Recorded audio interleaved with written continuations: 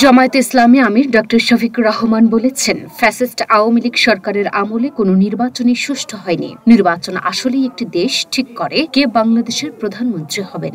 ওয়ালটনের পণ্য কিনে জিতে নিতে পারেন নগদ 20 লক্ষ টাকা। Double million offer! Walton fridge কিনে পেতে পারেন 20 লক্ষ টাকা। রয়েছে কোটি কোটি টাকার নিশ্চিত উপহার। আমরা চাই আমাদের প্রতিবেশীরা শান্তিতে থাকুন, আবার আমরা চাই তারা যেন আমাদের অশান্তির কারণ না হয়।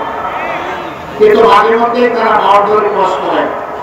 বাংলাদেশের মসনদে কে বসবে, কে কার সাথে জুট বাঁধবে, কে সরকার গঠন করবে, তারা বাংলাদেশে এসে তরকারিতে লবণ দেয়।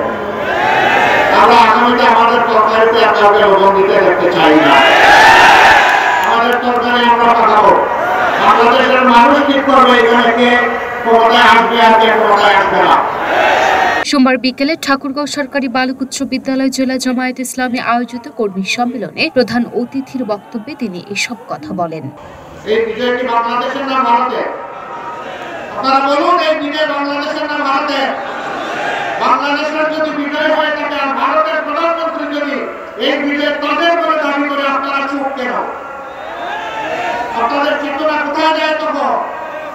সমাবেশে আরো বক্তব্য দেন জামায়াতের কেন্দ্রীয় সহকারী সেক্রেটারি মাওলানা রফিকুল ইসলাম খান, সহকারী সেক্রেটারি মাওলানা আব্দুল হালিম, কেন্দ্রীয় কর্মপরিষদ সদস্য মাওলানা মমতাজউদ্দিন, কর্মপরিষদ সদস্য অধ্যাপক মাহবুবুর রহমান বেলাল, কেন্দ্রীয় মজলিসে শুরা সদস্য ও ঠাকুরগাঁও জেলার সাবেক আমির মাওলানা আব্দুল হাকিম সহ অনেকেই।